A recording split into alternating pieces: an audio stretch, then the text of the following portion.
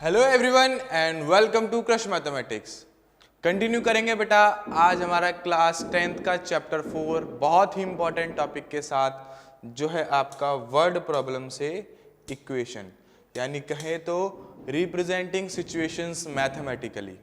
एक given situation को हमें यहाँ पर मैथमेटिकली रिप्रेजेंट करना है, मतलब इक्वेशन की फॉर्म में रिप्रेजेंट करना है। वर्ड प्रॉब्लम्स आपने सबने देखी होगी, चैप्टर 3 में भी आपने वर्ड प्रॉब्लम्स देखी हैं, लेकिन डिफरेंस क्या है बच्चे? डिफरेंस ये है कि वहां पर दो वेरिएबल्स थे और यहाँ पर केवल एक वेरिएबल होगा।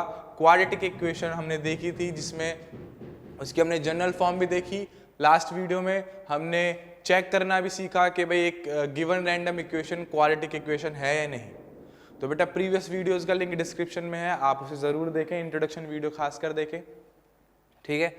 तो आज बेटा हम वर्ड प्रॉब्लम से इक्वेशन बनाना सीखेंगे। जैसा कि हमने देखा इसमें केवल एक वेरिएबल होता है, तो एक वेरिएबल की हेल्प से हम एक क्वाड्रेटिक इक्वेशन किस तरह से बना सकते हैं, ये चीज़ आज हम सीखने वाले हैं बच्चे। तो आज की वीडियो बहुत ज़्यादा इंपॉर्टेंट है। मैं आपको 4 पॉइंट बताऊंगा जिनको ध्यान में रख के आप कैसी भी इक्वेशन हो, कैसी भी सिचुएशन हो, कैसी भी वर्ड प्रॉब्लम हो, आप उसको इक्वेशन में चेंज कर सकते हैं। अब वो 4 तो हो गए स्टेप हो गए, लेकिन उसके अलावा एक चीज और चाहिए बेटा, बेसिक नॉलेज, जैसे स्पीड से रिलेटेड, टाइम से रिलेटेड, आपका एरिया, ट्राइंगल से रिलेटेड, है ना। इस तरह के जो बेसिक चीजें हैं, नंबर से related, odd numbers, even numbers, ये सारी चीजें बेसिक नॉलेज आपको होनी चाहिए, ठीक है। आज हम इस वीडियो में 10 क्वेश्चन करेंगे बच्चे। तो 10 क्वेश्चन जो हम करने वाले हैं उनमें जो बेसिक कॉन्सेप्ट है वो मैं आपको साथ के साथ एक्सप्लेन करता हुआ चलूंगा। तो फिर बिना देरी करे स्टार्ट करते हैं बेटा।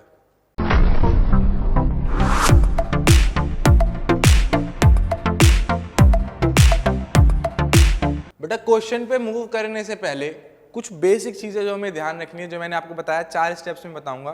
तो उसमें से सबसे पहला आपका होगा, भाई देखो एक सिचुएशन मेरे सामने है, मान लो कहीं पर आप हो, कुछ वहां पर सिचुएशन हो गई है, तो पहले आप इसको समझेंगे, सीधी सी बात है ना। तो सबसे पहला काम क्या है हमारा? अंडरस्टैंड, यानी पहला हम काम क्या करेंगे बेटा? अंडरस्टैंड, यानी जो भी सिचुएशन है, जो भी वर्ड प्रॉब्लम है, उसको हम करेंगे अंडरस्टैंड, जिसके लिए आपको, अब क्योंकि आप अंग्रेजी के मीडियम में पढ़ रहे हो तो बेटा आपको अंग्रेजी आनी चाहिए, ठीक है। तो कुछ बेसिक चीजें, वैसे इतनी टफ नहीं होती इंग्लिश, लेकिन हाँ वर्ड प्रॉब्लम्स में क्या होता है कि थोड़ा सा ना वैल्यूज को आगे पीछे करके, वर्ड्स को आगे पीछे करके कई बार हमें कंफ्यूजन हो जाती है। तो इसीलिए बेटा हम एक वर्ड प्रॉब्लम को कम से कम 2 या 3 बार पढ़ेंगे और पार्ट्स में ब्रेक करके पढ़ेंगे। पार्ट्स में ब्रेक करने का मतलब है, जैसे मान लो एक गिवन सिचुएशन दे रखी है, यहाँ तक चलो एक चीज इतना हमने पढ़ा, समझ आ गया, फिर आगे चले, फिर आगे चले, इस तरह से थोड़े थोड़े पार्ट्स में तोड़ के हम अपनी इक्वेशन को, अपनी वर्ड प्रॉब्लम को अच्छे से समझ लेंगे, ठीक है। अब एक बार हमने समझ लिया, एक बार आपने समझ लिया उसको, तो उसके बाद आपको साफ नजर आ जाएगा कि इस सिचुएशन में बेटा 2 ऑब्जेक्ट्स की बात कर रहे हैं, ठीक है। हमारी जो बुक में क्वेश्चंस है उनमें सब में इसी तरह का है, यहाँ पर हमेशा 2 चीजों की बात होगी। अब वो एक दोनों चीजें एक के बारे में हो सकती है या फिर दोनों अलग अलग होंगी, लेकिन आपस में रिलेटेड होंगी, ठीक है। तो 2 ऑब्जेक्ट्स हैं जिनको आपको आइडेंटिफाई करना है इसमें, ठीक है। जब आप आइडेंटिफाई कर लेंगे उसके बाद आप एक चीज और पहचानेंगे इसमें, आइडेंटिफाई रिलेशन बिटवीन देम, यानी उनके बीच का बेटा रिलेशन हम फाइंड करेंगे, ठीक है। तो यहां पर हमारे पास 2 गिवन रिलेशन होंगे, 2 गिवन रिलेशन होंगे यहां पर हमारे पास, जिसमें से एक हमें हेल्प करेगा लेट करने में। जैसे मान लो एक को हमने x मान लिया, और हमसे बोला है कि जो दूसरा नंबर है वो इससे 5 बड़ा है, 5 मोर देन है, तो यानी यार वो पहला रिलेशन हो गया। तो वो हमें बोल देगा कि दूसरा नंबर जो है वो क्या है, वो है x + 5, इस तरह से, है ना, फॉर एग्जाम्पल। फिर जो दूसरा रिलेशन होगा वो हमें इक्वेशन बनाने में हेल्प करेगा, और मोस्टली इसमें ना प्रोडक्ट वाली चीज होगी, ठीक है, ताकि मल्टीप्लाई करके देखो x² आ जाए, तभी तो क्वाड्रेटिक इक्वेशन बनेगी। तो जैसे इसमें बोल दिया कि दोनों नंबर का प्रोडक्ट कितना है, मान लो 55 है, तो इस तरह से दे दिया। तो इसको जब हम मल्टीप्लाई कर देंगे, x² + 5x = 55, है ना। तो देखो यहाँ पे x² आ गया, तो मतलब यहाँ से हम अपनी क्वाड्रेटिक इक्वेशन को फॉर्म कर सकते हैं, ठीक। तो चौथा पॉइंट क्या हो गया, right mathematically, right mathematically. Mathematically का मतलब क्या है, मैथमेटिकली का मतलब क्या है कि इसको इक्वेशन की फॉर्म में लिखो, इक्वेशन की फॉर्म में लिखो इसको, ठीक है। तो बेटा ये चार चीजें हैं जो आपको ध्यान रखनी है कभी भी एक वर्ड प्रॉब्लम को इक्वेशन में बनाने के लिए। तो बहुत ही इंपॉर्टेंट चीजें हैं ये चारों चीजें जो आपको ध्यान रखनी है, और साथ में कुछ बेसिक पॉइंट्स हैं जो आज के क्वेश्चंस में हम डिस्कस करते हुए चलेंगे, ठीक है। तो ये चार चीजें बहुत इंपॉर्टेंट है, पहले समझेंगे, जब हमें समझ में आ जाएगा तो हमें ये साफ साफ नजर आ जाएगा कि यहाँ पे दो ऑब्जेक्ट्स के बारे में बात हो रही है, उनको आइडेंटिफाई करेंगे, फिर उनके बीच का रिलेशन फाइंड करेंगे, जिसमें से पहले की हेल्प से बेटा हम लेट करेंगे और दूसरे की हेल्प से हम इक्वेशन बनाएंगे, और जब वो इक्वेशन बनाने को ही क्या बोलते हैं, राइट मैथमेटिकली, ठीक है। यानी इसको सिंपली राइट मैथमेटिकली का मतलब है कि पहले हमने पहले रिलेशन से ये कर लिया, दूसरे रिलेशन से ये कर लिया, और मैथमेटिकली का मतलब इसको सिंप्लीफाई कर दिया, ठीक है। तो ये बेटा ये चार सिंपल से स्टेप है जो हमको ध्यान रखने हैं, ठीक है। तो इनको नोट करो बच्चे, और नोट जरूर ही कर लेना क्योंकि इंपॉर्टेंट है, काम आएंगे। और हम मूव करते हैं हमारे पहले क्वेश्चन की तरफ। तो बेटा पहला क्वेश्चन आपके सामने है, क्वेश्चन क्या कहता है, क्वेश्चन को पढ़ेंगे पहले अच्छे से। The product of two consecutive odd numbers is 63, we need to find the numbers. इन्होंने बोला है कि दो कॉन्जिक्यूटिव ऑड नंबर्स हैं, दो कॉन्जिक्यूटिव ऑड नंबर्स हैं, ठीक है, और उनका प्रोडक्ट कितना है, 63।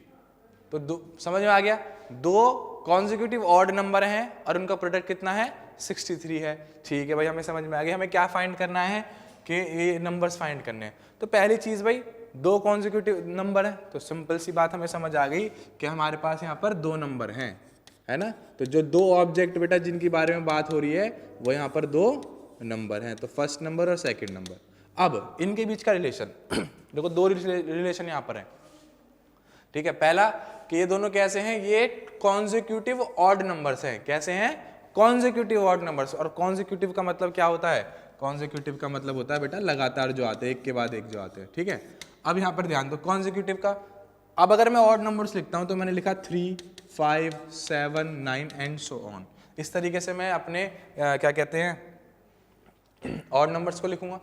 अब यहाँ पर एक बेसिक रिलेशन इनके बीच में समझो कि हर कॉन्जिक्यूटिव ऑड नंबर के बीच में बेटा कितना गैप है, +2 का गैप है ना। अगर इधर आएंगे तो -2 का गैप है ना, तो मतलब 2 का गैप है। कितने का गैप है, 2 का गैप है। तो यानी पहला रिलेशन मुझे समझ आ गया कि भाई हाँ ये ऑड नंबर्स की बात कर रहे हैं, कॉन्जिक्यूटिव ऑड नंबर्स, यानी एक के बाद दूसरा ऑड नंबर की बात हो रही है यहाँ पर। इसका मतलब बेटा पहला नंबर मेरा अगर मान लो मैंने x हुआ तो दूसरा नंबर क्या होगा, या तो x+2 भी हो सकता है, x-2 भी हो सकता है, क्योंकि मान लो अगर मैंने x ये माना, पहला नंबर ये था, दूसरा ये था, तो ये x और इससे 2 कम। मान लो पहला ये था, दूसरा ये था, तो ये x और ये x+2। तो आप x+2 भी कर सकते हो, और x-2 भी कर सकते हो। मेन चीज ये है कि कॉन्जिक्यूटिव ऑड नंबर्स के बीच में बेटा 2 नंबर का डिफरेंस होता है, तो यहाँ पर 2 का गैप नजर आएगा। तो मैं यहाँ पर आसान वाला यानी +2 लेके चलते हैं। माइनस में भी कोई दिक्कत नहीं है, बस इक्वेशन में माइनस आएगा, तो हम माइनस को अवॉइड करते हुए प्लस यूज करते हैं, ठीक है भाई। अब दूसरा रिलेशन समझते हैं भाई, दूसरा रिलेशन समझते हैं। इन्होंने बोला the product of this numbers is 63, मतलब इन दोनों नंबर का प्रोडक्ट जो है वो कितना है, 63 है, यानी x इंटू x+2। भाई यही तो हमारे दो नंबर है और इनका प्रोडक्ट मतलब इंटू कितना है भाई, ये 63। देखो ये दूसरा रिलेशन हो गया। अब आप बोलोगे कि सर प्रोडक्ट तो पहले लिखा हुआ है, तो वो पहला रिलेशन क्यों नहीं है। तो इस चीज को थोड़ा समझना पड़ेगा अरेंज करके कि हाँ भाई किसके हिसाब से हम लेट कर सकते हैं और किसके हिसाब से हम इक्वेशन बना सकते हैं। मैंने आपको स्टार्टिंग में बोला था कि मोस्टली जो प्रोडक्ट वाला केस होता है ना वो हमेशा रिलेशन के लिए यूज होगा, ठीक है। तो भाई देखो अब इसमें यहाँ पे तुम एक वर्ड स्टेटमेंट ऐड कर सकते हो, अकॉर्डिंग टू क्वेश्चन, है ना। मतलब ये जो लाइन हमने लिखी है ना, ये जो लाइन हमने लिखी है ये क्वेश्चन के हिसाब से लिखी है। इसको नहीं लिखोगे तब भी जरूरी नहीं है, बस एक स्टेटमेंट अगर हम ऐड कर देते तो क्वेश्चन की थोड़ी खूबसूरती बढ़ जाती है, ठीक। अब क्या करना है, देखो इसको सिंप्लीफाई करेंगे तो x इंटू एक्स बेटा x² plus x into 2x is equal to 63।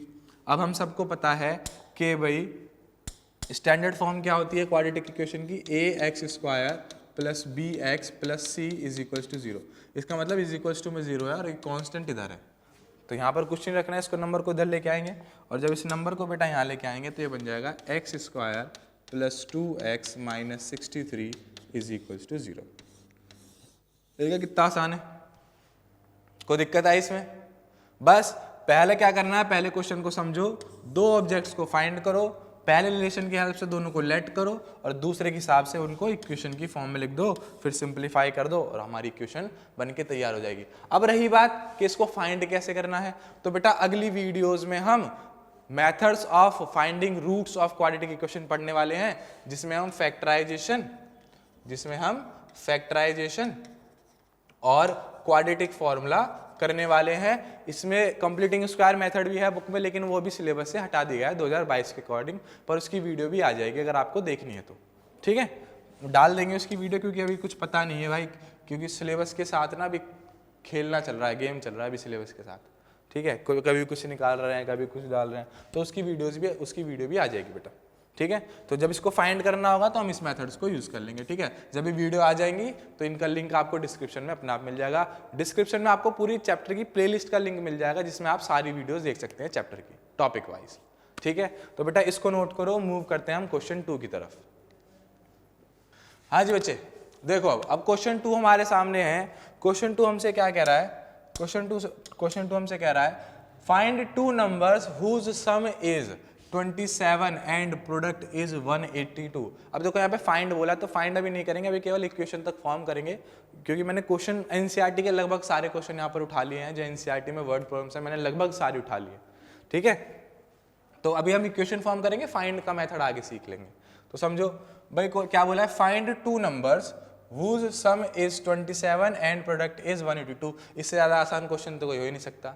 इसमें पहले स्टार्टिंग में बोल दिया कि दो नंबर हैं, दोनों का सम 27 है और दोनों का प्रोडक्ट 182 है ना, दोनों का प्रोडक्ट 182 है। तो साफ साफ पता चल गया भाई दो नंबर की बात हो रही है, पहला रिलेशन उनका सम है और दूसरा रिलेशन उनका प्रोडक्ट है। और जैसे मैंने बोला प्रोडक्ट का यूज हमेशा हम कहाँ करेंगे, प्रोडक्ट का यूज हम यूज करेंगे बेटा इक्वेशन बनाते टाइम, ठीक है। तो यहाँ पर हम केवल, तो चलो मतलब यहाँ पर दो नंबर की बात हो रही है, तो बेटा एक पहला नंबर और एक दूसरा नंबर, ठीक है। अब पहले नंबर को अगर मैंने मान लिया x, तो दूसरा नंबर क्या होगा, उन दोनों का सम कितना है 27। अब यहाँ पे समझो, मान लो एक ये वायर है बेटा, वायर है या कुछ भी है, चॉकलेट बार कुछ भी है, इसकी जो लेंथ है, इसकी टोटल लेंथ कितनी है 27 है, ठीक है। और ये दो चीज़ों से मिलके बनी है, ये दो चीज़ों से मिलके बनी है, देखो ये रहा, ये पहला और ये दूसरा, इन दोनों चीज़ों से मिलके बनी है और इसका सम कितना है, मतलब टोटल कितना है 27। तो अगर बेटा मैं इसको मान लेता हूँ x, तो ये बचा हुआ क्या होगा, ये वाला जो बचा क्या होगा, मैंने 27 में से x को निकाल दिया और इसका मतलब क्या होता है कि 27 में से x को निकालने का मतलब 27 माइनस x। तो बेटा जब भी कभी सम वाला आए ना, सम वाला रिलेशन के, हाँ भाई पहला रिलेशन सम है, सम की वजह से वो करना है, तो एक को x मानो और दूसरे को बेटा टोटल में से x को माइनस कर दो। इस लेंथ का आप ध्यान रख सकते हैं, इस डायग्राम का आप ध्यान रख सकते हैं, ठीक है। इसको बना लेना, ये याद रहेगा, है ना। कभी भी जैसे मान लो अगर सम 45 है, तो मैं इसको ऐसे करके मैंने लिख दिया 45, अगर इतना x है तो इतना क्या होगा, 45 में से x निकाला, मतलब 45 माइनस x आ गया, ठीक है। तो इसका मतलब बेटा दूसरा नंबर हमारा क्या आएगा यहाँ पर 27 माइनस x, इसके हिसाब से, ठीक है। अब भाई मैंने पहला रिलेशन तो लिख दिया, अब बात आती है दूसरे रिलेशन की। तो दूसरा रिलेशन हमसे क्या कहता है कि इन दोनों नंबर का प्रोडक्ट कितना है बेटा 182, और प्रोडक्ट का मतलब हम सबको पता है कि ये दोनों आपस में क्या हो रहे हैं, multiply. 27 minus x is equals to 182, ठीक है। अब बच्चे को इसे सिंप्लीफाई करना आता होगा, तो मैंने इसको सिंप्लीफाई करा और लिखा बेटा x इंटू 27, ये हो जाएगा बेटा 27x minus x into x बेटा x square is equals to 182। अब सबको इधर लेके आएंगे तो हो जाएगा 27x minus x square minus 182 is equals to 0। अब एक और चीज़ भाई, जनरल फॉर्म क्या होती है, जनरल फॉर्म होती है ax square plus bx plus c is equals to 0। इसका मतलब क्या हुआ कि जो आपका एक्स स्क्वायर है वो सबसे पहले आएगा, तो इसको घुमा दूं मैं थोड़ा सा, तो माइनस एक्स स्क्वायर। अब इसमें ये मत बोलना कि सर साइन चेंज कर दो, क्योंकि मैं इक्वल्स टू के उधर नहीं लेके गया, यहीं पे इसको मैंने स्विच कर दिया, तो यहाँ पर अपने साइन के साथ ये घूम जाता है। तो plus 27x minus 182 is equals to 0। अब इसको थोड़ा सा और मॉडिफाई कर दे, क्योंकि भाई एक्स में क्या आ रहा है, माइनस आ रहा है ना, एक्स में क्या आ रहा है बेटा, माइनस आ रहा है। वैसे दिक्कत तो इससे भी कोई नहीं है, फिर a की वैल्यू -1 आ जाएगी, लेकिन हम क्या करते हैं जनरल इसको प्लस में रखते हैं, तो मैं पूरी इक्वेशन को किससे कर दूंगा, माइनस से मल्टीप्लाई, तो यह आ जाएगा बेटा x square minus minus plus, plus minus minus 27x, ठीक है, माइनस माइनस प्लस 182 है, 182 इज इक्वल टू 0। समझ आया।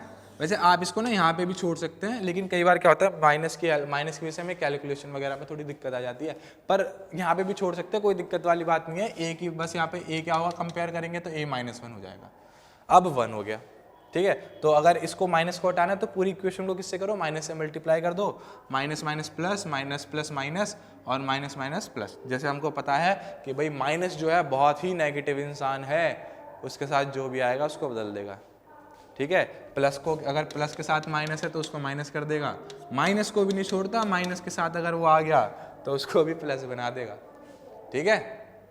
चले भाई, तो ये था हमारा सेकंड क्वेश्चन बेटा, इसकी इक्वेशन ये रही। और जब इसकी सॉल्यूशन की बात आएगी तो आगे मेथड सीखेंगे फैक्टराइजेशन और क्वाड्रेटिक फॉर्मूला, उसकी हेल्प से हम इसको फाइंड कर लेंगे, ठीक है बेटा। तो इस इक्वेशन को नोट करो और मूव करते हैं आगे। तो बेटा क्वेश्चन 3 हमारे सामने है। क्वेश्चन 3 कह रहा है find two consecutive positive integers sum of whose squares is 365। तो इसको जरा समझ के है ना कि क्वेश्चन को अच्छे से पढ़ लेना। यहाँ पे सम नहीं बोला, सम ऑफ स्क्वायर्स बोला है, सम ऑफ स्क्वायर्स। स्क्वायर्स मतलब पता है, अगर x का स्क्वायर बोला जाएगा तो x के पावर 2 यानी x इंटू एक्स, है ना। चलो, तो क्या बोला है, find two consecutive positive integer. Consecutive positive integer, बेटा पॉजिटिव इंटीजर कौन से होते हैं, 1 2 3 plus 1 plus 2 plus 3 plus 4 plus 5, है ना। फिर यहाँ पे प्लस 6 प्लस 7 इस तरह से होते हैं, ठीक। अब इन्होंने बोला है कॉन्जिक्यूटिव, जो दो नंबर है हमारे ना वो कॉन्जिक्यूटिव है। और ये चीज हमको पता है कि भाई कॉन्जिक्यूटिव का मतलब लगातार, और अगर इसमें देखें तो हर उसमें बेटा +1 का गैप आ रहा है ना। यानी अगर पहला नंबर x होगा तो दूसरा क्या होगा, x + 1 होगा। x - 1 भी ले सकते हैं क्योंकि छोटा भी हो सकता है दूसरा नंबर, पर जनरली हम x + 1 लेके चलेंगे। तो बेटा तो मेरे समझ में आई कि भाई यहाँ पर किसके बारे में बात हो रही है, दो नंबर के बारे में बात हो रही है। अब यहाँ पर नंबर वाले क्वेश्चन है, अभी आगे एज वाले क्वेश्चंस भी होंगे बेटा, एज वाले, स्पीड वाले क्वेश्चन, मैंने सारे क्वेश्चन उठाए जितने भी पॉसिबल है, ठीक है। तो फर्स्ट नंबर, सेकंड नंबर, दो नंबर्स की बात हो रही है, और दोनों कैसे, कॉन्जिक्यूटिव पॉजिटिव इंटीजर है, मतलब अगर एक x है तो दूसरा क्या होगा बेटा, x + 1। तो पहले रिलेशन हो गया।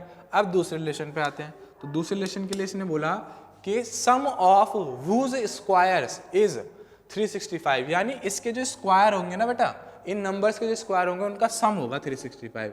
तो मैंने लिखा अकॉर्डिंग टू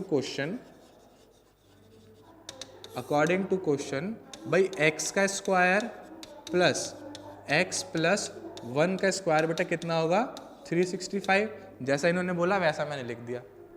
तो मेरा काम हो गया क्वेश्चन से। अब बस मुझे इसको सिंप्लीफाई करना, सॉल्व करके क्वाड्रेटिक इक्वेशन की फॉर्म में लेके आना है। तो चलो भाई शुरू करते हैं। तो ये हो गया x² प्लस, इसको सॉल्व करेंगे तो क्या बन रहा है बेटा, a + b का होल स्क्वायर।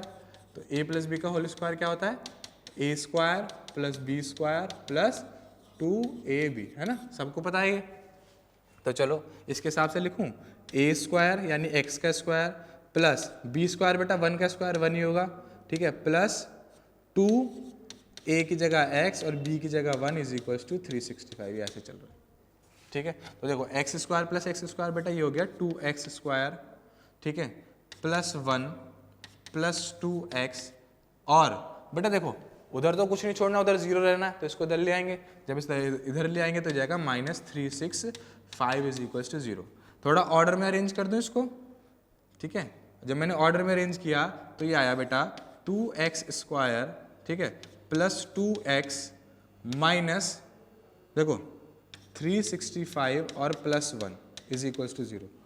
अब देखो इसको सॉल्व कर देंगे, -365 में +1 होगा, प्लस माइनस माइनस कर देंगे तो माइनस करा 364 आया, और साइन हमेशा बड़े वाले का, ठीक है, तो नेगेटिव। तो जाएगा बेटा 2x² plus 2x minus 364 is equal to 0, ठीक है।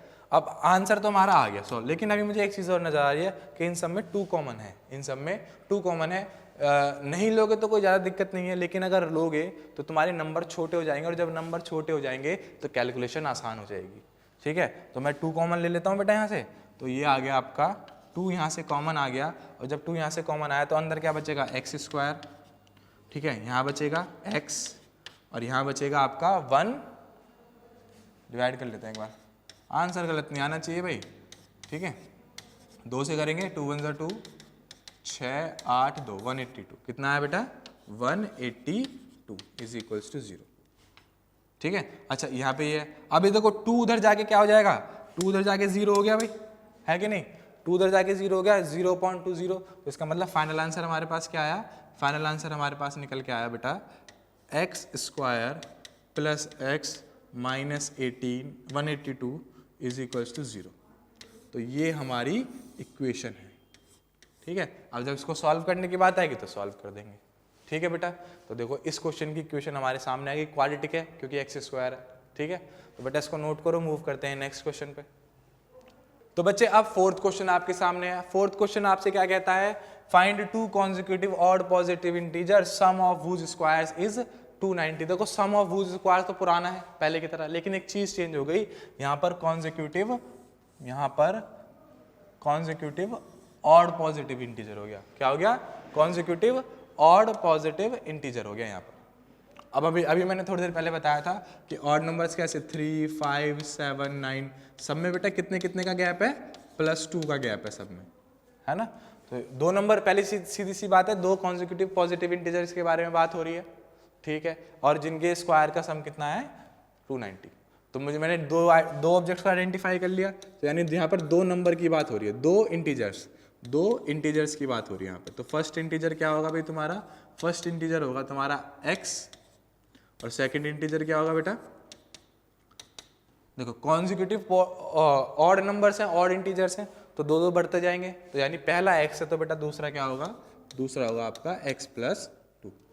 अब हमसे बोला दूसरी चीज क्या बोली, अकॉर्डिंग टू क्वेश्चन लिख के यहाँ पर, अकॉर्डिंग टू क्वेश्चन मैंने यहाँ लिखा, और इन्होंने बोला कि सम ऑफ whose स्क्वायर्स इज 290, यानी इनके स्क्वायर का सम कितना है बेटा 290, यानी x का स्क्वायर प्लस x + 2 का स्क्वायर, ये कितना होगा बेटा, ये होगा 290, ठीक है, ये कितना होगा 290। अब यहाँ पर देखो भाई इसको वही करना, सिंप्लीफाई, देखो क्वेश्चन का काम हो गया, हमने समझ लिया कि 2 नंबर की बात हो रही है, दोनों के पहले रिलेशन की हेल्प से हमने दोनों को लेट कर लिया, और दूसरे रिलेशन की हेल्प से हमने एक मैथमेटिकल फॉर्म लिख दी, इक्वेशन की फॉर्म लिख दी। अब इसको बस सिंप्लीफाई करना है, तो मैंने सिंप्लीफाई करा भाई एक्स स्क्वायर प्लस, यहाँ देखो ये हो जाएगा आपका कितना, एक्स ए प्लस बी का होल स्क्वायर है तो वही लगा देंगे, तो x A square plus B square plus 2 A B, है ना, और ये इक्वल्स टू में कितना चल रहा है 290 चल रहा है, ठीक है भाई।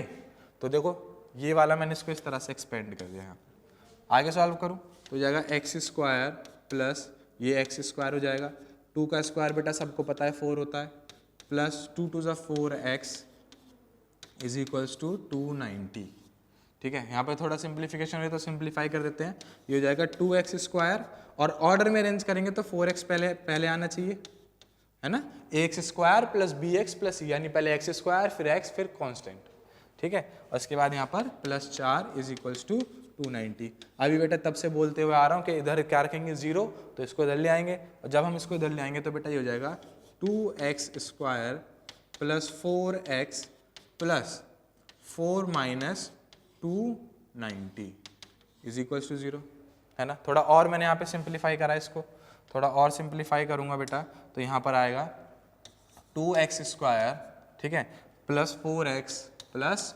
4x, है ना, और यहाँ पे इसको देखो माइनस करके कितना आएगा, माइनस का 286, ठीक है भाई। देखो 4 में से 290 माइनस करें तो छोटे में से बड़ा हो रहा है, तो पहले प्लस माइनस कर दिया, कितना है 286, और साइन आएगा बेटा बड़े का यानी माइनस का, इज इक्वल्स टू 0। अब वही वाली बात देखो पहले की तरह, क्या बात ये है कि यहाँ पर 2 सब में कॉमन आ रहा है, तो मैंने 2 सब में से कॉमन ले लिया बेटा, तो क्या बचेगा, यहाँ पे बचेगा एक्स स्क्वायर, यहाँ पे बचेगा 2x, और यहाँ पे बचेगा माइनस का 143, है ना, और इज इक्वल्स टू 0, 2 से डिवाइड करके यहाँ पे लिख दिया।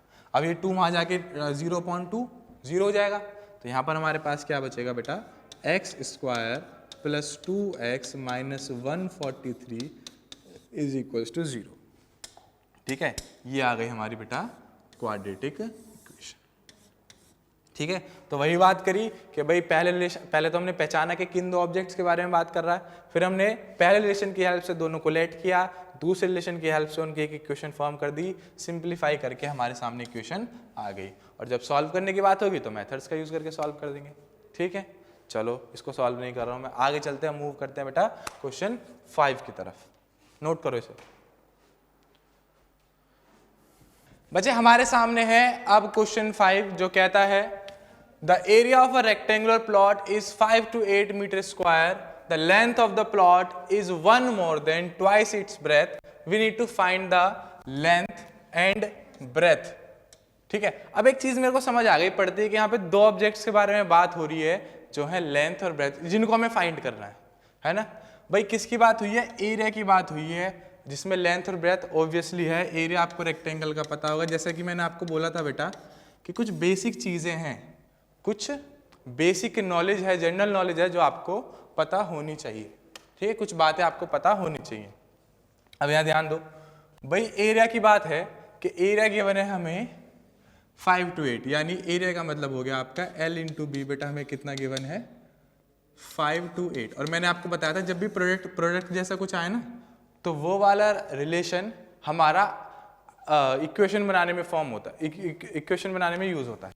ठीक है, तो चलो पहले रिलेशन देख लेते हैं बेटा। पहला तो एरिया का था, तो एरिया मैंने यहां पे लिख दिया। अब the length of the plot is 1 more than twice its breadth, यानी जो लेंथ है वो ब्रेथ के ट्वाइस का मतलब होता है डबल से एक ज्यादा होगी, है ना। तो ये जो रिलेशन है ये किसके बीच में? ये लेंथ और ब्रेथ, यानी जो दो ऑब्जेक्ट है हमारे, इन दोनों के बीच का रिलेशन है, जिसकी वजह से हम इन दोनों को लेट कर सकते हैं। तो मैंने आपको एक चीज बोली कि भाई जो बाद में लिखा हो ना इस तरीके से 1 more than twice its breadth, उसको x मान लो, क्योंकि फिर लेट करने में थोड़ी आसानी होती है। कैसे? क्योंकि जो लेंथ की बेटा, लेंथ की जो वैल्यू है ना वो ब्रेथ के रिस्पेक्ट में गिवन है। किसके रिस्पेक्ट में? ब्रेथ के रिस्पेक्ट में गिवन है। तो मैं यहां पर एक चीज लिख सकता हूं बच्चे, और वो मैंने लिखी let breadth is equals to x। ठीक है, breadth is equals to x। अब इसकी हेल्प से मैं क्या लेंथ की वैल्यू को लेट कर सकता हूं। तो अगर ये ब्रेथ है तो बेटा लेंथ कितनी होगी? तो लेंथ इज 1 more than मतलब ज्यादा, भाई ज्यादा मतलब प्लस 1 more than ट्वाइस का मतलब होता है 2 times, 2 into, है ना, 2 times, 2 into ब्रेथ हमारी x है, तो यानी लेंथ की वैल्यू क्या है बेटा? 2x + 1। तो यानी पहले रिलेशन को समझ के मैंने इन दोनों को क्या कर लिया? लेट कर लिया। अब आगे देखो, आगे कहानी क्या चलती है? आगे कहानी ये चलती है कि दोनों, भाई एरिया कितना है मुझे गिवन है? 5 to 8 मीटर स्क्वायर। तो दूसरा रिलेशन ये है ना, लेंथ और ब्रेथ के बीच में तो रिलेशन है ये, L into B तो होता है एरिया। तो बस, तो मुझे गिवन था भाई एरिया कितना है? Area is 5 to 8 metre square. और बच्चे को ये चीज पता है कि रेक्टेंगल का एरिया क्या होता है। भाई रेक्टेंगुलर प्लॉट बोला है तो रेक्टेंगल का एरिया क्या होता है? L into B, यानी लेंथ इंटू ब्रेथ। तो बेटा लेंथ कितनी है हमारी? 2x + 1, है ना, इंटू ब्रेथ कितनी है बेटा? x is equals to 5 to 8। कोई दिक्कत इसमें? अब जैसे दूसरे रिलेशन के हिसाब से मैंने इसको लिख दिया, अब मुझे बस इसको सिंप्लीफाई करना है, तो सिंप्लीफाई करो भाई। तो 2x into x बेटा 2x² plus x into 1x is equals to 5 to 8। ठीक है, एक साइड ले आते हैं तो ये हो जाएगा आपका 2x² plus x minus 5 to 8 is equals to 0। देखो ये बन गई हमारी क्वाड्रेटिक इक्वेशन, है कि नहीं? ax² plus bx plus c, है ना। अगर यहाँ पे a b c की वैल्यू कोई पूछे तो a की वैल्यू 2 है, b की वैल्यू 1 है और c की वैल्यू -5 to 8, है ना। ठीक है, तो बन गई इक्वेशन। अब जब इसको सॉल्व करने की बारी आएगी तो हम इसको आगे जो मेथड पढ़ेंगे फैक्टराइजेशन और आपका क्वाड्रेटिक फॉर्मूला, उससे इसे सॉल्व कर सकते हैं आराम से। मेन चीज है इक्वेशन बनाना, किससे? वर्ड प्रॉब्लम से। ठीक है बेटा, तो 5th क्वेश्चन को नोट कीजिए, मूव करते हैं 6th क्वेश्चन पे। तो बच्चे क्वेश्चन 6 हमारे सामने है। क्वेश्चन 6 कह रहा है the altitude of a right triangle, तो पहले एक चीज़ बेटा यहाँ पे किसके बारे में बात हो रही है कि राइट ट्राइंगल के बारे में बात हो रही है। तो इसका मतलब ये हुआ कि राइट ट्राइंगल के बारे में जो बेसिक चीज़ें हैं वो मुझे पता होनी चाहिए, और नहीं पता तो वेट करो मैं भी बता रहा हूँ, है ना। हमसे बोला the altitude of a right triangle is 7 centimetre less than it's base if hypotenuse is 13 centimetre, find the other 2 sides. अब इसमें एक बात ध्यान दो बेटा, एल्टीट्यूड की बात कही गई है, बेस की बात कही गई है और हाइपोटेन्यूज की बात कही गई है, तो आपको ये चीज़ ऑब्वियसली पता होगी, है ना, कि भाई एक राइट एंगल ट्राइंगल में जो राइट एंगल के सामने वाली साइड है उसको बोलते हैं हाइपोटेन्यूज, जो ये परपेंडिकुलर है इसको परपेंडिकुलर भी बोल देते हैं, और परपेंडिकुलर मतलब हाइट, और इसी को बेटा एल्टीट्यूड भी कहा है यहाँ पर, है ना। और नीचे वाली साइड क्या होगी, बेस। अब एक पाइथागोरस बाबा ने एक थ्योरम दे दी थी कि भाई हाइपोटेन्यूज का square is equals to base square plus perpendicular square, है ना। चलो ये राइट एंगल ट्राइंगल के बारे में बेसिक चीज जो आपको बेटा पता होनी चाहिए। अब आगे आ जाओ, क्वेश्चन की तरफ चलते हैं। क्वेश्चन ने बोला the altitude of a right angle triangle is 7 centimetre less than it's base, hypotenuse is 13। देखो ये 3 है, हाइपोटेन्यूज, बेस और परपेंडिकुलर यानी एल्टीट्यूड। अब इसमें से हाइपोटेन्यूज तो मुझे गिवन है, तो बाकी 2 चीजें कौन सी बची, एल्टीट्यूड और बेस, जिनके बीच में मुझे एक रिलेशन ऑलरेडी गिवन है। तो मुझसे क्या कहा गया है कि altitude is 7 centimetre less than it's base.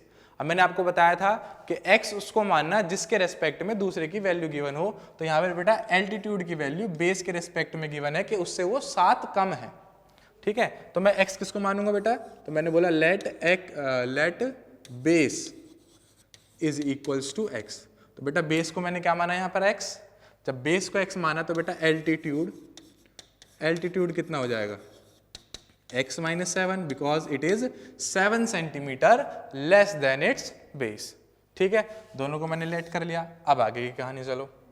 अब क्योंकि हमें ये पता है कि भाई पाइथागोरस थ्योरम क्या कहती है, h square is equals to B square plus P square, है ना। h कितना, अभी देखो हाइपोटेन्यूज गिवन है इज 13 सेंटीमीटर, तो मैंने इसको लिख दिया। जैसे जैसे क्वेश्चन बोलता जा रहा है वैसे वैसे मैं करता जा रहा हूँ। मैंने अपनी तरफ से बस थोड़ा सा ये दिमाग लगाया और थोड़ा सा ये दिमाग लगाया, बस इतना सा दिमाग लगाना है और क्वेश्चन आपके सामने सॉल्व होके आ जाएगा। चलो भाई चलते हैं। तो 13 स्क्वायर, बेस कितना है बेटा, बेस है हमारा x का स्क्वायर और परपेंडिकुलर है हमारा x माइनस 7 का स्क्वायर। अब बच्चे को पता है कि भाई 13 का स्क्वायर क्या होता है 169, अगर नहीं पता तो बेटा क्या दिक्कत है, मल्टीप्लाई करके निकाल लेंगे, है ना, कोई दिक्कत थोड़ी है। तो मैंने जिसको मल्टीप्लाई किया अपने माइंड में कर लो, पेपर में कर लो, मैंने माइंड में मल्टीप्लाई करा, वैसे मुझे याद था, ठीक है। तो आ गया 169, यहाँ पर देखो x स्क्वायर हो जाएगा बेटा। अब यहाँ देखो ये क्या है भाई, ये तो कुछ देखा देखा लग रहा है, और देखा देखा कुछ इस तरीके से लग रहा है ना, क्या होता है a square plus B square minus 2ab, है ना, a माइनस बी का होल स्क्वायर बन रहा है। तो क्या मैं इसको एक्सपेंड करूँ बेटा, चलो मैं इसको एक्सपेंड करता हूँ। तो यहाँ पर थोड़ी सी जगह कम है, तो हम इसको प्लस करके यहाँ लिख देते हैं, इसको यहीं ले आते हैं। तो 169 is equals to x square plus, अब देखो भाई x माइनस 7 का होल स्क्वायर यानी a माइनस बी का होल स्क्वायर, तो a स्क्वायर बेटा देखो फॉर्मूले से मैच करते हुए लिखेंगे a square plus b square minus है तो माइनस 2ab, है ना। कोई दिक्कत इसमें भाई, मैंने a square plus B square minus 2ab, मैंने a माइनस बी का होल स्क्वायर यहाँ पर खोल दिया। चलो आगे करते हैं। तो ये हो गया बेटा 169 is equals to 2x square plus 49 minus 14x। कोई दिक्कत, सबको एक साइड कर देते हैं, तो यहाँ पे हो गया 0 और is equals to 2x square plus, इसको ले आते हैं पहले, है ना, ऑर्डर में चलते हैं भाई। ऑर्डर हमें पता है ax square plus b x plus यानी पहले x स्क्वायर फिर x और फिर कांस्टेंट, तो प्लस 49 यहाँ पर था बेटा। अब ये 169 यहाँ पे आगे जाएगा माइनस, तो 0 is equals to 2x square minus 14x, ठीक है, और माइनस का 120, ठीक है। माइनस करके कितना को प्लस माइनस माइनस किया, और साइन हमेशा बड़े वाले का, ठीक है। अब क्या मैं इसको घुमा दूं पूरा भाई, मैं a is equals to b अगर गिवन है तो क्या मैं इसको b is equals to a लिख सकता हूँ, है ना। तो इसका मतलब ये हुआ, मैं यहाँ पे लिख सकता हूँ बेटा 2x square minus 14x minus 120 is equals to 0। ठीक है, अब क्या इसमें कुछ कॉमन आ रहा है? अच्छा, कॉमन इसलिए लेना है बेटा क्योंकि नंबर छोटे हो जाएंगे। जब नंबर छोटे हो जाएंगे, ठीक है, आप देखो 120 इसके फैक्टर्स बड़े होंगे, अगर ये नंबर छोटा हो जाएगा तो उसके फैक्टर्स भी छोटे हो जाएंगे, कैलकुलेशन आसान हो जाएगी। तो इसलिए हम क्या करेंगे बेटा, यहाँ पर कॉमन ले लेंगे और कॉमन क्या आएगा यहाँ पर 2। तो जब यहाँ से 2 उठाए, यहाँ बचेगा बेटा x², यहाँ बचेगा 7x और यहाँ बचेगा 60 इज इक्वल्स टू 0। 2 उधर जाके 0 हो जाएगा, 0.20। तो हमारी इक्वेशन क्या बनेगी बेटा, हमारी इक्वेशन बनेगी x² minus 7x minus 60 is equals to 0। तो ये आ गई बेटा हमारी क्वाड्रेटिक इक्वेशन निकल कर। ठीक है, तो क्या क्या किया हमने, बस क्वेश्चन को पहले समझा, क्वेश्चन को अच्छे से समझा, उसके बारे में जो दो चीजें थी जिसके बारे में बात हो रही है उनको आइडेंटिफाई किया और एक बेसिक कॉन्सेप्ट का यूज किया, एक बेसिक कॉन्सेप्ट का यहाँ पर हमने यूज किया जो राइट एंगल ट्राइंगल के बारे में था, जिससे हमारी इक्वेशन यहाँ पर निकल कर आई। अब जब हमें इसे फाइंड करना होगा तो हम इसमें फैक्टराइजेशन या क्वाड्रेटिक फॉर्मूला लगा के फाइंड कर लेंगे जो हम आगे पढ़ने वाले हैं। ठीक है बेटा, तो इसको नोट करें और मूव करते हैं हम अपने नेक्स्ट क्वेश्चन की तरफ। तो अब हमारे सामने है बेटा क्वेश्चन 7 जो है एज वाला क्वेश्चन। तो इसको पढ़ते हैं बेटा। देखो मैंने यहाँ पर हर तरह का पॉसिबल क्वेश्चन डाला है इस वीडियो में। ठीक है, जो जो पॉसिबल क्वेश्चंस यहाँ पर आपके सामने बन सकते हैं, speed, age, area, right angle triangle, सारे मैंने यहाँ पर डाले हुए हैं बेटा। ठीक है, और नंबर से रिलेटेड स्पेशली। तो देखो, Rohan's mother is 26 years older than him, the product of their ages in years 3 years from now will be 360, we would like to find Rohan's present age. तो एक सिंपल सी चीज भाई, यहाँ पर किस किस के बारे में बात हो रही है? तो बेटा बात किसकी हो रही है? यहाँ पर बात हो रही है रोहन की मदर की, है ना, और खुद भाई साहब रोहन की, है ना, जिनकी प्रेजेंट एज हमें फाइंड यहाँ पर करनी है। ठीक है, तो चलो पहले एज से रिलेटेड कुछ बेसिक कॉन्सेप्ट्स बेटा। ठीक है, तो देखो भाई, ओल्डर का मतलब क्या होता है? बड़ा, है ना। ठीक है, तो ओल्डर की बात है, अगर मैं 10 साल का हूं और मेरी मदर मुझसे 20 ईयर्स ओल्डर है, तो मतलब उनकी एज क्या होगी भाई? मुझसे बड़ी होगी। और जब एज बड़ी होगी तो मैं उसमें प्लस करूंगा। ठीक है, तो यानी 30 आ गई। अब इसका मतलब ये हुआ बेटा, अगर कभी भी एज का कॉन्सेप्ट आता है और वहां पर ओल्डर या यंगर होगा तो उसमें प्लस होगा ओल्डर में और माइनस होगा बेटा यंगर में। कई बच्चे क्या करते हैं कि ओल्डर, जैसे बोला 20 ईयर्स ओल्डर, तो वो 20 से मल्टीप्लाई कर देते हैं। बच्चे यहाँ पर टाइम्स नहीं है, यहाँ पर ओल्डर है। और एज का कॉन्सेप्ट आपको पता होना चाहिए कि एक एक एक एक करके साल बढ़ते हैं। ठीक है, अच्छा यहाँ पे कुछ चीजें हो रही है बेटा। 3 years from now, from now का मतलब क्या हुआ? अब के बाद। अब के बाद भाई, अब अभी मेरी एज 10 साल है फॉर एग्जाम्पल, वैसे 10 का नहीं हूं मैं, ठीक है, थोड़ा बड़ा हूं। तो अब मान लो मेरी एज 10 साल है और मेरे से बोला 3 ईयर्स फ्रॉम नाउ तुम्हारी एज क्या होगी? अब से 3 साल बाद क्या होगी? भाई सिंपल सी बात, 1 2 3 ऐड हो जाएगा, है ना। ऐसे ही तो इसमें मतलब एज प्लस होगी, यहाँ पर प्लस होगा। ऐसे ही अगर बोला हो लेटर, तो लेटर का मतलब भी क्या होता है बेटा? बाद में। तो यहाँ भी क्या होगा? प्लस होगा।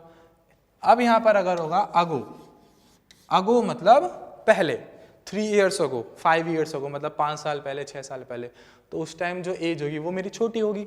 छोटी होगी मतलब उतने साल कम होगी। तो अगर उस टाइम की एज निकालनी होगी तो उतना माइनस कर दूंगा। ठीक है, तो ये छोटी छोटी सी बेसिक चीजें हैं बेटा जो हमें याद रखनी है। और प्रोडक्ट तो हम सबको ही पता है। तो चलो, किस किस की बात हो रही है? रोहन की बात हो रही है और रोहन की मदर की एज, मदर की बात हो रही है। तो हमसे बोला Rohan's mother is 26 older than him. तो रोहन की मदर की एज बताइए किसके रिस्पेक्ट में? रोहन के रिस्पेक्ट में। तो हम बेटा एक्स किसको मानेंगे? हम एक्स किसको मानेंगे? रोहन की एज को। Let Rohan's present age, Rohan's present age is equals to x. Rohan की प्रेजेंट एज को हमने क्या माना भाई? एक्स। तो फिर रोहन की मदर की एज कितनी होगी? मदर्स प्रेजेंट एज कितनी होगी भाई? उससे 26 ईयर्स ओल्डर, मतलब उससे 26 साल ज्यादा। तो यानी बेटा x प्लस 26। ठीक है, चलो ये तो अब की बात हो गई, प्रेजेंट की बात हो गई। ठीक है, अब इन्होंने हमसे एक कहानी बोली कि भाई अब से 3 साल बाद, 3 years from now, the product of their edges is this. तो अब से 3 साल बाद, तो भाई अब से 3 साल बाद प्रोडक्ट करने के लिए पहले 3 साल बाद की एज पता होनी चाहिए। तो सिंपल चीज अभी जो मैंने तुम्हें एक्सप्लेन करी कि भाई 3 साल बाद का मतलब क्या हुआ। तो यहाँ पर देखो कि भाई चलो यहाँ पे लिख देते हैं 3 years फ्रॉम नाउ, ठीक है। हालांकि आप इसको इक्वेशन बनाएंगे तो डायरेक्ट यूज कर सकते हैं, लेकिन पहले समझ लेते हैं बेटा, ठीक है। तो 3 years फ्रॉम नाउ रोहन की एज कितनी होगी बेटा, बताना जरा। रोहन की एज अब x है, 3 साल बाद क्या होगी, 3 बढ़ जाएगी। सिंपल सी चीज, 3 साल बाद 3 बढ़ जाएगी, तो यानी अब x है तो बेटा 3 साल बाद क्या होगी, x + 3। ऐसे ही अगर मदर की बात करें तो माता जी की एज पहले थी x + 26, अब उसमें भी 3 साल बढ़ जाएगी, तो यानी हो जाएगी बेटा x + 29। तो दोनों की मुझे एज मिल गई बेटा 3 years फ्रॉम नाउ वाली। तो अब मैं यहाँ पर इक्वेशन बना सकता हूँ, क्योंकि इन्होंने बोला था कि 3 years from now the product of their edges is 360। तो देखो मैंने लिखा भाई इन दोनों का एजेस का प्रोडक्ट यानी बेटा x + 3 है ना, into x + 29 is equals to 360। समझ आई बेटा ये वाली बात। तो देखो 3 साल बाद की बात की थी, पहले हमने प्रेजेंट एज के बारे में लिखा, फिर 3 साल बाद के बारे में लिखा, क्योंकि प्रोडक्ट हमें वही गिवन है। अब हमने दूसरे रिलेशन के हिसाब से बेटा प्रोडक्ट वाला लिख दिया, है ना। बताया था मैंने जहां पर प्रोडक्ट या मल्टीप्लाई हो रहा हो वही हमें इक्वेशन बना के देगा। तो देखो अब इसको क्या करना है, आइडेंटिटी कोई है नहीं, डिस्ट्रीब्यूटिव रूल है, तो वो लगा देते हैं। x × x बेटा x² plus x × 29 29x plus, है ना, देखो plus plus plus 3 × x 3x और फिर प्लस प्लस प्लस 29 × 3। तो 29 × 3 कितना हो जाएगा, 87, है ना, इज इक्वल्स टू कितना बेटा 360। ठीक है, आगे चलें। देखो अब यहाँ ध्यान दो भाई, उधर तो कुछ छोड़ना ही नहीं है हमें, तो उसको यहाँ ले आएंगे। तो 29x प्लस हो जाएगा यहाँ पर, है ना, प्लस 3x प्लस 87 और इसको यहाँ ले आए तो माइनस 360 इज इक्वल्स टू 0। अब देखो जो लाइक टर्म्स है जो सॉल्व हो रही है उनको सॉल्व कर देते हैं। तो यहाँ पर हो गया बेटा x² प्लस 29 प्लस 3 32x और यहाँ पर माइनस कर लेते हैं बेटा 360 में से कितना 87, 3 5 7 2 273 कितना है बेटा माइनस का, और देखो माइनस का आएगा क्योंकि माइनस का साइन बड़ा है, इज इक्वल्स टू 0। अब क्या इनमें कुछ कॉमन है, अगर इसमें कुछ कॉमन है तो हम कॉमन ले लेंगे और कॉमन नहीं है तो बेटा यही हमारा आंसर यहाँ पर हो गया। क्यों, क्योंकि ये ax² प्लस bx, ठीक है, plus c is equals to 0 की फॉर्म में हमारे सामने प्रेजेंट है। आई बात समझ में। तो कुछ नहीं किया, बस एज वाला जो बेसिक कॉन्सेप्ट था वो ध्यान में रखना, उसकी हेल्प से हमने पहले रिलेशन से बेटा लेट किया और हमारी इस नॉलेज से ये वाले हमने 3 साल बाद वाली एज को लेट कर लिया, इसका इन दोनों का प्रोडक्ट गिवन था, लिख के सॉल्व कर दिया, इक्वेशन हमारे सामने आ गई। आई बेटा बात समझ में। तो इस वाले क्वेश्चन को भी नोट करो बेटा और मूव करते हैं नेक्स्ट क्वेश्चन पे। बेटा क्वेश्चन 8 हमारे सामने है और किससे रिलेटेड है, देखो स्पीड से रिलेटेड। किससे रिलेटेड है बेटा, स्पीड से रिलेटेड है। तो क्वेश्चन स्टार्ट करने से पहले कुछ बेसिक चीजें बेटा डिस्कस कर लेते हैं। किसके बारे में, स्पीड। और स्पीड के बारे में सबको पता है कि speed is equals to distance upon time. ये फॉर्मूला होता है, आपने 6th-7th क्लास में पढ़ते आ रहे हो इस फॉर्मूले को, है ना। 9th क्लास में मोशन को और डिटेल में पढ़ा था। चलो, लेकिन मैं इसको बेटा 2-3 तरह से और मॉडिफाई कर सकता हूँ। कैसे, अगर मुझे यहाँ पर टाइम से रिलेटेड कुछ गिवन हो तो टाइम की वैल्यू में निकाल सकता हूँ क्या यहाँ से। तो टाइम आ जाएगा बेटा इधर डिस्टेंस और स्पीड यहाँ ऊपर है, यहाँ जाके नीचे, ठीक है। तो टाइम के रिस्पेक्ट में, अगर डिस्टेंस के रिस्पेक्ट में निकालना हो, अगर मतलब डिस्टेंस की वैल्यू निकालनी हो तो टाइम इधर जाके क्या हो जाएगा मल्टीप्लाई, तो यानी d इज इक्वल्स टू क्या हो जाएगा बेटा s इंटू टी, ठीक है। तो एक फॉर्मूला जिसमें 3 चीजें थी, मैंने तीनों के हिसाब से लिख दिया कि अगर स्पीड की बात हो तो डिस्टेंस अपॉन टाइम, टाइम की बात हो तो डिस्टेंस अपॉन स्पीड, और डिस्टेंस की बात हो तो स्पीड इंटू टाइम, ठीक है बेटा। तो ये बेसिक चीजें हैं किसके बारे में, स्पीड के बारे में। और अब क्वेश्चन पे चलते हैं। क्वेश्चन कह रहा है अ train travels a distance of 480 kilometre at a uniform speed. मतलब एक जो ट्रेन है उसने 480 किलोमीटर डिस्टेंस ट्रेवल किया कैसे, एक यूनिफॉर्म स्पीड। यूनिफॉर्म स्पीड का मतलब क्या होता है बेटा कि स्पीड पूरे रास्ते सेम है। यूनिफॉर्म का मतलब होता है सेम, ठीक है। तो सेम स्पीड है, यूनिफॉर्म मोशन आपने अच्छे से पढ़ा है क्लास 9th में, नहीं पढ़ा था तो अब सुन लिया आपने, ठीक है, मतलब same speed. If the speed had been 8 kilometre per hour less than it would have taken 3 hours more to cover the same distance.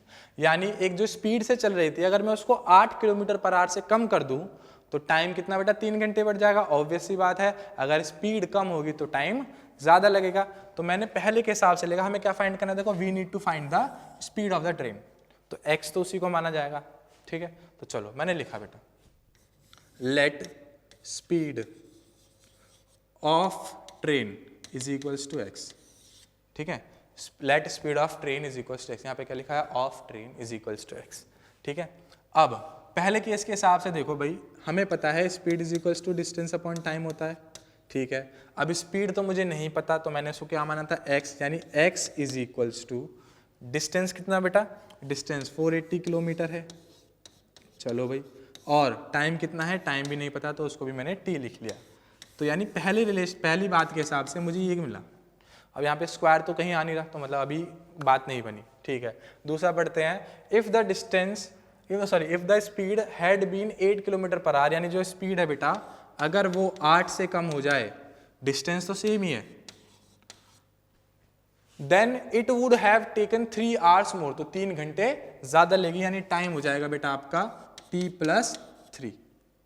ये दूसरी इक्वेशन। अब सवाल ये आया कि सर जी यहाँ पर तो 2 वेरिएबल है और क्वाड्रेटिक इक्वेशन में होता है केवल एक, तो इसका मतलब एक गायब करना पड़ेगा, और गायब उसे करेंगे जिसका हमें काम नहीं है। भाई हमें स्पीड का काम है, स्पीड यानी एक्स, ठीक है। तो यानी बेटा हम दूसरा जो है रिलेशन उसको हम गायब करेंगे, यानी टी को, दूसरा वेरिएबल यानी टी को गायब करेंगे। कैसे करेंगे, देखो यहाँ से भाई अगर मैं यहाँ से t की वैल्यू निकाल के बेटा इसमें डाल दूं, t की वैल्यू x के रेस्पेक्ट में आएगी, इसमें डलेगी तो t गायब, x आ जाएगा। तो देखो यहाँ पर बेटा t इज इक्वल्स टू हो जाएगा 480 अपॉन x, ठीक है। अब इसको मुझे क्या करना है, बस पुट इन इक्वेशन 2, दूसरी इक्वेशन में डालते हैं। चलो तो भाई ये था x minus 8 is equals to 480 upon t की जगह क्या डालना है बेटा, t की जगह डालना है 480 अपॉन एक्स प्लस 3। अब इसको कैसे सॉल्व करें, देखो यहाँ फ्रैक्शन आ गई तो 3 है, 3 के अपॉन में 1, यहाँ पर एलसीएम लेना पड़ेगा। 480 अपॉन में देखो एलसीएम क्या आया x, अब ये देखो x में नो चेंज, देखो यहाँ से x को x बनाया तो नो चेंज, तो ऊपर भी कोई चेंज नहीं होगा 480, चलो प्लस। अब 3 के नीचे क्या है बेटा 1, अब 1 को x बना दिया, 1 को x कैसे बनाया, x से मल्टीप्लाई करके, तो ऊपर भी किससे मल्टीप्लाई होगा, x से। मैं तुमको एलसीएम लेना सिखा रहा हूँ यहाँ पर, ठीक है। चलो आगे चलते हैं। अब यहाँ पर देखो जो सबसे नीचे है वो सबसे ऊपर, जो सबसे नीचे है वो सबसे ऊपर, चलो इसको थोड़ा और ऊपर हमने कर दिया, ठीक है। अब देखो कहानी क्या बनी बेटा, कहानी कुछ ऐसी बनी कि x minus 8 is equals to 480x upon 480 plus 3x, ठीक है। अब अभी भी स्क्वायर नहीं आया, तो इसको इधर ले आते हैं, तो ये हो जाएगा आपका बेटा x माइनस 8 इंटू कितना 480 plus 3x is equals to 480x, ठीक है। अभी भी नहीं आया, डिस्ट्रीब्यूटिव रूल लग रहा है, लगा दूं, सॉल्व कर देते हैं। चलो भाई x इंटू 480 हो जाएगा आपका 480x plus plus plus 3 into x, बेटा 3x into x 3x square. अब देखो यहाँ माइनस आ गया, साइन का बहुत ध्यान रखना बेटा, यहाँ पर साइन का बहुत ध्यान रखना। देखो माइनस प्लस माइनस 8 इंटू 480 आ जाएगा बेटा आपका, देख लो कर लो, 480 इंटू 8, ठीक है। ये तो 0, 8 8 या 64, 4 6 8 32, यहाँ पर आ जाएगा आपका 3840, ठीक है। तो मैंने आपके सामने कैलकुलेशन कर दी, 3840 यहाँ पर मेरे सामने आ गया, प्लस माइनस माइनस 8 3 जा 24x is equals to 480x।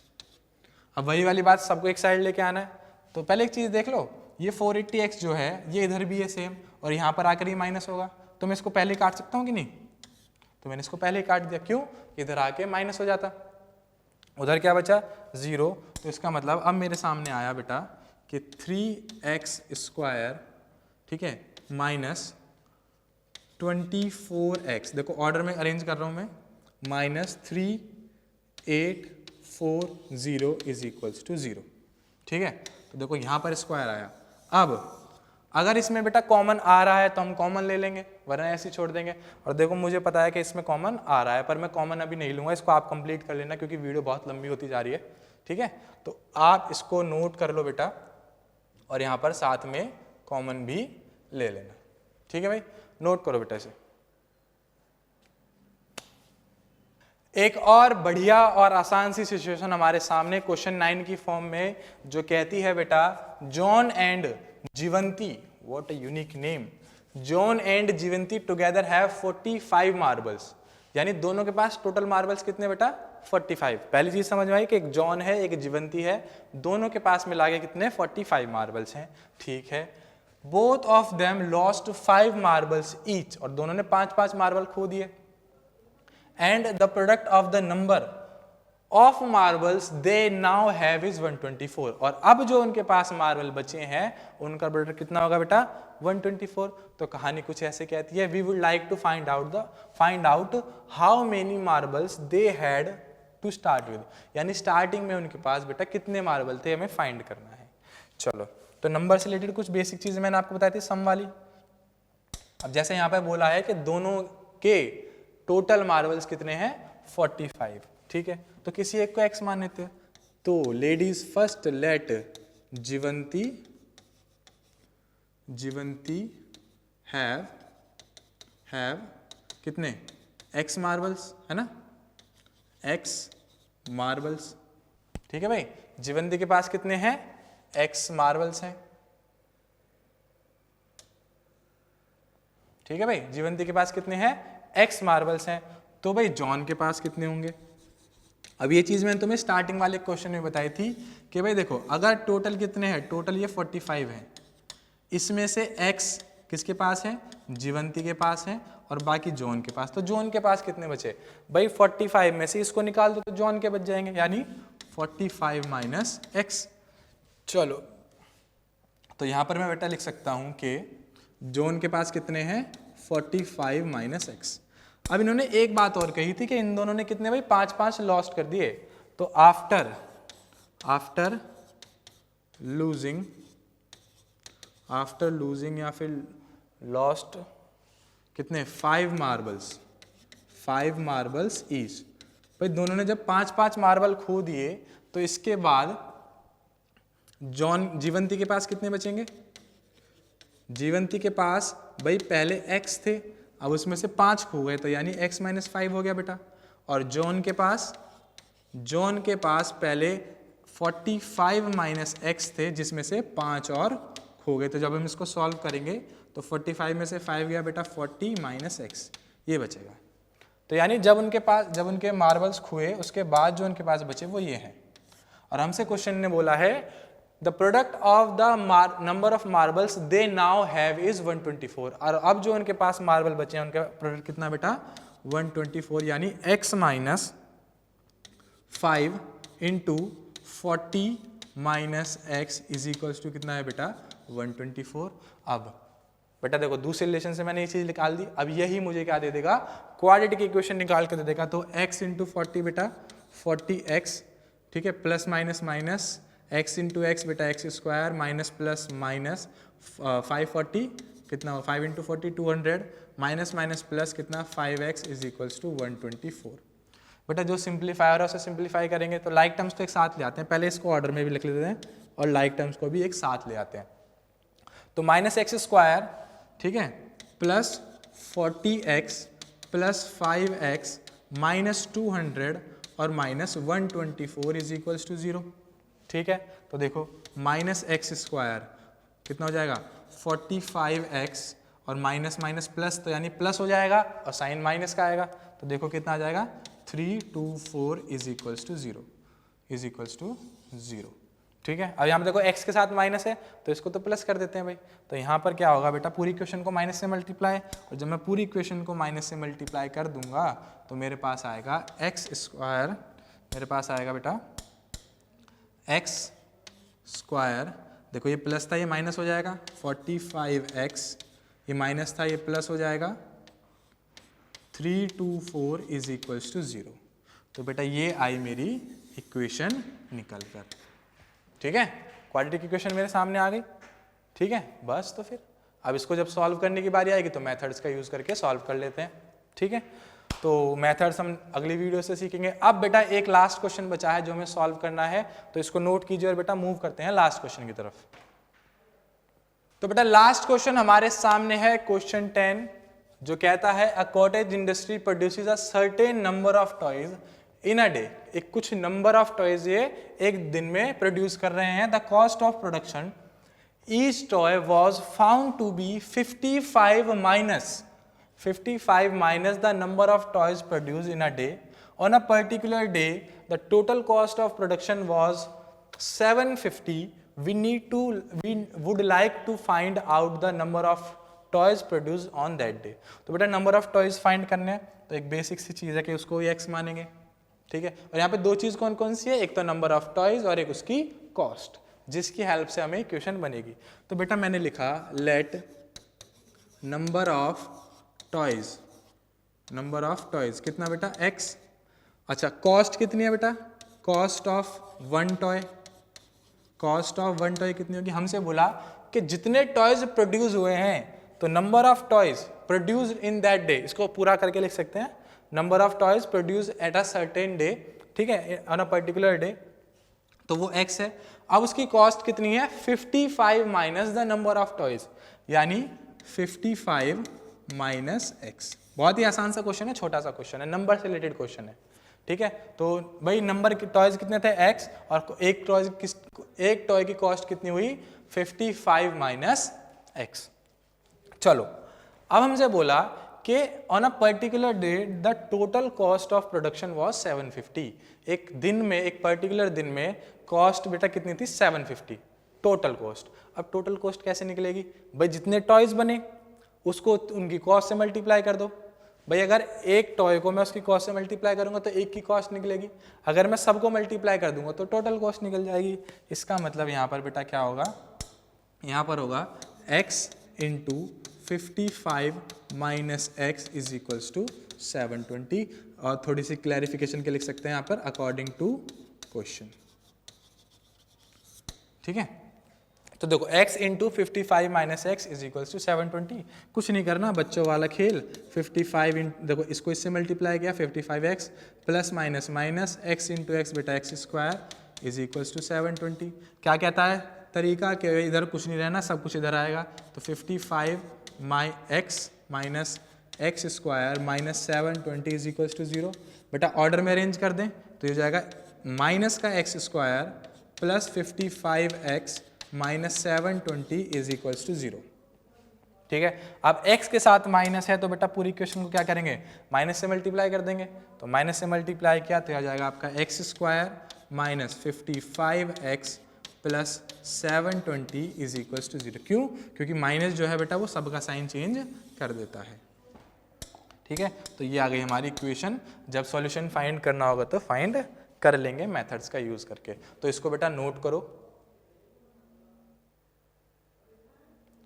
तो बेटा आज की वीडियो में हमने कुछ बेसिक चीजें देखकर, ध्यान में रखकर, और इक्वेशन बनाने के 4 सिंपल से स्टेप्स को ध्यान में रखकर हमने क्या किया बेटा, इक्वेशन को फॉर्म किया।